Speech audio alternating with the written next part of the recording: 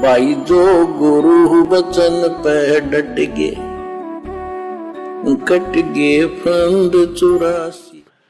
नशा तथा जुआ निषेध, इसके अलावा मुसलमान धर्म में और किन किन बातों की सख्त हिदायत दी गई है जो आज 90% मुसलमान भी फॉलो नहीं कर रहे।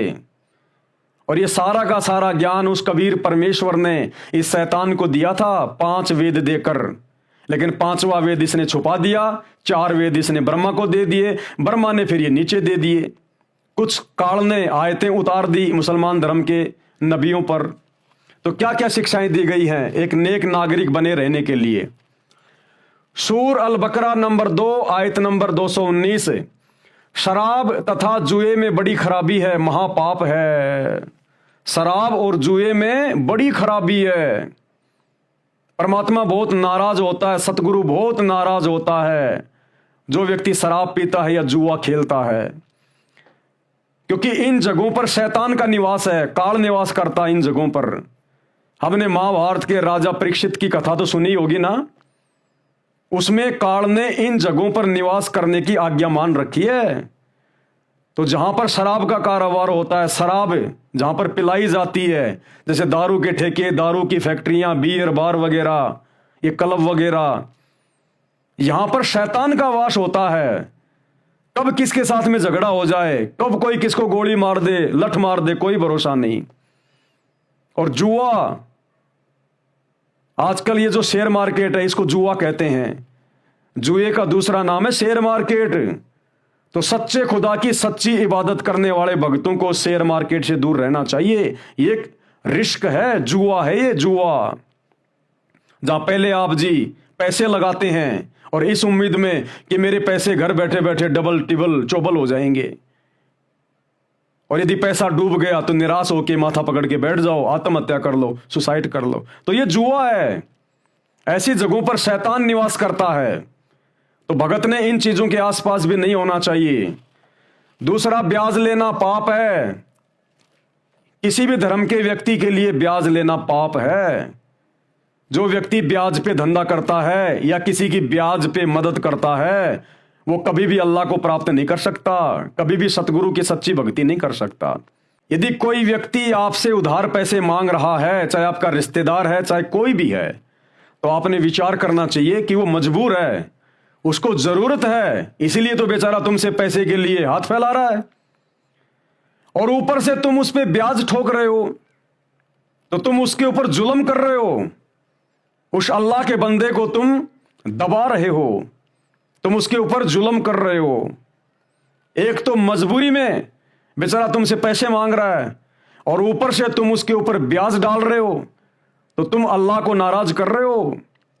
तो सतगुरु रामपाल जी परमेश्वर जी ने भी बिल्कुल क्लियर मना कर रखा अपने सत्संगों में, अपने नियमों में साफ साफ लिखा हुआ है कि भगत मजबूरी में ब्याज पर पैसे ले सकता है, लेकिन भगत किसी को ब्याज पर पैसे नहीं दे सकता। यदि हमें पैसे की जरूरत है, हम किसी से ब्याज पे पैसे ले सकते हैं, लेकिन यदि हमारे से किसी को जरूरत है तो हमने उससे ब्याज नहीं लेना। ये गुरुदेव का सख्त आदेश है, ये अल्लाह कबीर है धरती पर। हर देश काल परिस्थिति में इसके वही नियम रहते हैं, और जो इसके नियम तोड़ के भक्ति करेगा वो कभी सफल नहीं हो सकता। कुरान मजीद सूर अल बकरा 2 आयत नंबर 276, अल्लाह ब्याज लेने वाले का मठ मार देता है। अल्लाह कौन? सतगुरु ब्याज लेने वाले का मठ मार देता है। मठ मारना यानी उसका काम बिगाड़ देता है। जैसे कहते हैं ना कि यार मेरा तो सारा मठ मर गया इस काम का, मठ मार दिया तूने यार, मैंने इतनी मेहनत की थी, तूने 2 मिनट में सारे का तूने मठ मार दिया, यानी तूने काम खराब कर दिया, बिगाड़ दिया। तो कहते हैं जो व्यक्ति ब्याज पे धंधा करता या ब्याज लेता, अल्लाह यानी परमात्मा सतगुरु उसका मठ मार देता है, उसकी मर्यादा टूट जाती है, यानी नाश कर देता है। और खैरात यानी दान करने वाले को बढ़ाता है। और जो व्यक्ति दान करता है अपने अल्लाह के चरणों में, अपने सतगुरु के हाथों में, गुरु बिन दान पुण्य जो करही मिथ्या होय कभू न फल ही। गुरु बिन माला फेरते, गुरु बिन देते दान, गुरु बिन दोनों निष्फल है चाहे पूछो वेद पुराण। तो कहते हैं जो अपने सच्चे मुर्शिद को, सच्चे सतगुरु को, अपने अल्लाह कबीर सतगुरु रामपाल जी को, क्योंकि एक ही है एकमात्र ये पूरी सृष्टि में जो आज हमारे सामने है, इनके अलावा तो कोई दान लेने का कोई अधिकारी है ही नहीं कोई। तो कहते हैं केवल उन्हीं को दान देना चाहिए, और दान देने से तेरे जीवन में बढ़ोतरी होगी, तेरे धन में बढ़ोतरी होगी। और खैरात यानी दान करने वालों को बढ़ाता है, और अल्लाह किसी नाशुक्रे बुरे अमल वाले इंसान को पसंद नहीं करता। सूर अल बकरा 2 आयत नंबर 277। हां, जो लोग ईमान लाए हैं, यानी जिन लोगों ने नाम उपदेश ले लिया उस अल्लाह से, सतगुरु रामपाल जी से, जो वर्तमान में आए हुए हैं। ईमान लाने का मतलब है आपने किसी को सतगुरु का ज्ञान समझाया और उसने आपकी बात को मान लिया और सतगुरु से उपदेश ले लिया, तो उसने अपने अल्लाह के ऊपर अपना ईमान ले आया। ईमान लाने का मतलब है उसने विश्वास कर लिया, वो शरण में आ गया, यानी वो भगत बन गया। हां, जो लोग ईमान लाए हैं और अच्छे कर्म करें और नमाज कायम करें, यानी शुभ कर्म करें, गुरुजी ने जो मर्यादा बता दी उन मर्यादाओं में रहें, और नमाज कायम करें यानी तीनों समय की आरती करें, और जकात यानी दान करें, उनका बदला बेशक उनके रब के पास है, उनके लिए किसी खौफ, भय और रंज का मौका नहीं है। सूर अल बकरा 2 आयत नंबर 278। ऐ लोगों जो ईमान लाए हैं, यानी जिन्होंने नाम दीक्षा ले ली सतगुरु रामपाल जी से, अल्लाह कबीर से, अल्लाह से डरो और जो कुछ तुम्हारा ब्याज लोगों पर बाकी रह गया है उसे छोड़ दो, अगर वास्तव में तुम ईमान लाए हो। अगर वास्तव में आपने नाम दीक्षा ले ली, संत रामपाल जी के ज्ञान को समझ के अल्लाह की सच्ची इबादत आपने पकड़ ली, और नाम दीक्षा लेने से पहले यदि आपका ब्याज का धंधा था या आपने किसी को मूल रकम ब्याज पर दे रखी थी, तो जिस दिन आपने उपदेश ले लिया, नाम दीक्षा ले ली, आप सच्चे खुदा की सच्ची राह में आ गए, भगत बन गए, तो आपने उन सब का ब्याज माफ कर देना है। आपने फिर किसी से भी ब्याज नहीं लेना। भले आपने नाम उपदेश लेने से पहले, ईमान लाने से पहले आपने किसी को ब्याज पे पैसे दे रखे थे, और वो व्यक्ति यदि आपको ब्याज देता है तो आपने उसको मना कर देना है कि भैया मुझे मेरी मूल रकम लौटा दे, जैसा तेरे को कहा गया है, जैसा भी तेरे को समय दिया गया है, या जैसे भी किस्तों में, आप केवल मेरी मूल रकम को लौटा दीजिए, मैं आपसे ब्याज नहीं लूंगा। आपने भूलकर भी ब्याज नहीं लेना जब आप अपने खुदा पर ईमान ले आते हो या सामने वाला ईमान ले आता है, उसके बाद आपने ब्याज नहीं लेना, केवल अपनी मूल रकम ही लेनी है। ए लोगों जो ईमान लाए हों, अल्लाह से डरो और जो कुछ तुम्हारा ब्याज लोगों पर बाकी रह गया उसे छोड़ दो, अगर वास्तव में तुम ईमान लाए हो। और भी अच्छी बात बताई गई है, सूर अल बकरा 2 आयत नंबर 279। अगर तुमने ऐसा नहीं किया तो सावधान हो जाओ कि अल्लाह और उसके रसूल यानी संदेश वाहक की ओर से तुम्हारे खिलाफ युद्ध की घोषणा है, यानी सख्त दंड दिया जाएगा। अगर आपने ऐसा नहीं किया, नाम उपदेश लेने के बाद भी अगर आपने ये ब्याज का धंधा नहीं छोड़ा या लोगों से ब्याज लेना नहीं छोड़ा, तो फिर तुम परमात्मा के दोषी बनोगे, तुम सतगुरु से दंड के अधिकारी बनोगे, फिर बच नहीं पाओगे, तुम्हारी मर्यादा खंडित हो जाएगी फिर उसी समय। सूर अल बकरा 2 आयत नंबर 280। तुम्हारा कर्जदार तंगी में हो तो हाथ खुलने तक उसे मोहलत छूट दे दो। कहते हैं यदि आपने किसी को उधार पैसे दे रखे हैं, ब्याज तो अब हमने लेना ही नहीं भगत बनने के बाद, ईमान लाने के बाद सच्चे अल्लाह सतगुरु रामपाल जी पर, तो भगत बनने के बाद, उपदेश लेने के बाद यदि आपने किसी को पैसे दे रखे हैं तो ब्याज तो आपने लेना ही नहीं है। साथ में आपने जितने दिन की मोहलत दी थी, अगर उस समय पर वो पैसे नहीं लौटा पा रहा है मजबूरी वश, तो आपने उसके ऊपर दबाव नहीं देना है, बिल्कुल भी दबाव नहीं देना आपने। वो अल्लाह की आत्मा है, वो रूह है सतगुरु की, वो भी सतगुरु का बच्चा है, हम सब इसी अल्लाह की संतानें हैं। यदि हम उस पर दबाव डालेंगे वो दुखी होगा, परेशान होगा, हो सकता है वो कोई गलत रास्ता भी अपना ले, कहीं से चोरी करने की सोच ले, डाका मारने की सोच ले, उसके कर्म बिगड़ेंगे। हो सकता है तेरे दबाव डालने से वो आत्महत्या कर ले, तू परमात्मा का दोषी बन जाएगा। तो कहते हैं उपदेश लेने के बाद यदि आपने किसी से उधार पैसे लेने हैं तो आपने दबाव नहीं डालना। अगर वो तय समय पर पैसे नहीं दे पा रहा है तो उसकी हिम्मत बढ़ाओ कि भाई कोई बात नहीं, देख जल्दबाजी मत करना, आराम से दे देना, तू मेरे पैसों के लिए जल्दबाजी मत करना, बाकी की मैं कह नहीं सकता, तू आराम से देना भाई। उस पर दबाव नहीं डालना बिल्कुल भी, चाहे वो दे ना दे, आपने बिल्कुल दबाव नहीं डालना। और बार बार उसको टोकना भी नहीं है, क्योंकि उसको याद है, जो कर्जदार होता है वो कभी भूलता नहीं है, उसको शौपन में भी पैसे लौटाने की बातें याद आती हैं। और इससे बढ़कर गुरुदेव भगवान ने फिर बताया, अगर तुम उसकी हालत को देखकर अगर तुम दान कर दो, माफ कर दो, तो इससे तो अल्लाह बड़ा प्रसन्न होगा, गुरुजी बड़े प्रसन्न होंगे कि देख कितनी दयालु आत्मा है। अपने नुकसान की चिंता नहीं इसको, इस बात की चिंता है कि सामने वाला कहीं कोई गलत कदम ना उठा ले बेचारा, इन पैसों के कारण कहीं दिन रात वो चिंता में ना रहे, फिर भक्ति क्या करेगा वो, दिन रात तो उसको ये चिंता बनी रहेगी। तो गुरुदेव कह रहे हैं अगर कोई ज्यादा ही अगर कोई तंगी में है, तुम्हें पता है उसके हाले जीवन का, तो कहते हैं तुम दान कर दो, अपने गुरुदेव के ऊपर छोड़ दो कि ये परमेश्वर मैंने तो आपकी राह में आपके चरणों में दान कर दिए, ये कभी लौटाएगा तो ठीक है, अन्यथा मैं कभी इसको नहीं कहूंगा। फिर परमात्मा बड़ा प्रसन्न होता है।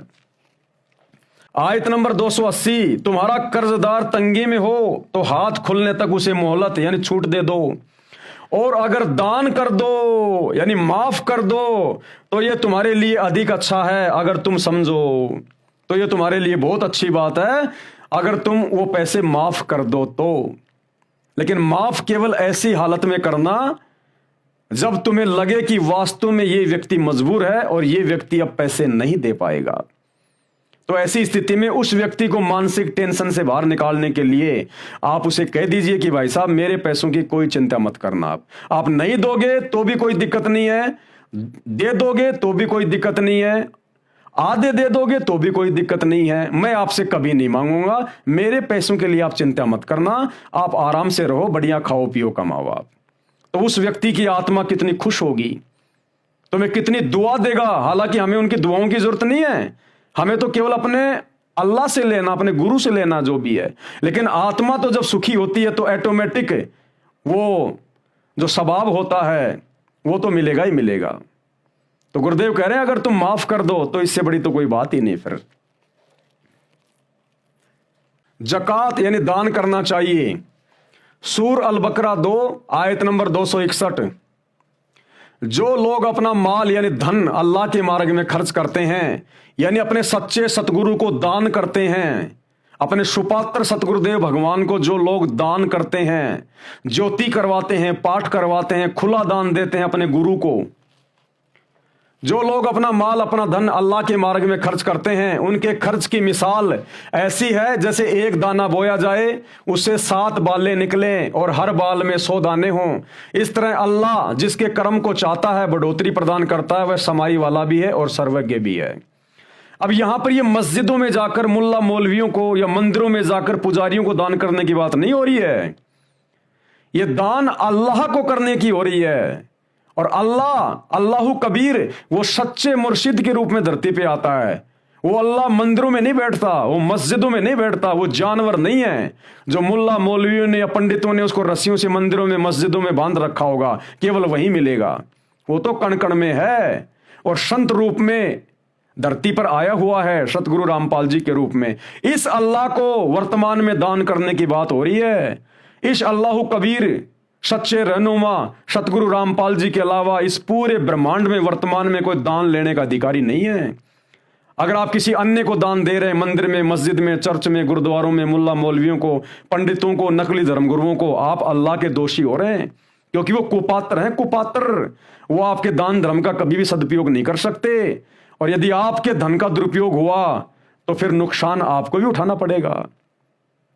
परमेश्वर बताते हैं कि एक व्यक्ति ने एक भिखारी की झूठी कहानी पर आत्म विभोर होकर उसको 100 रुपए दे दिए।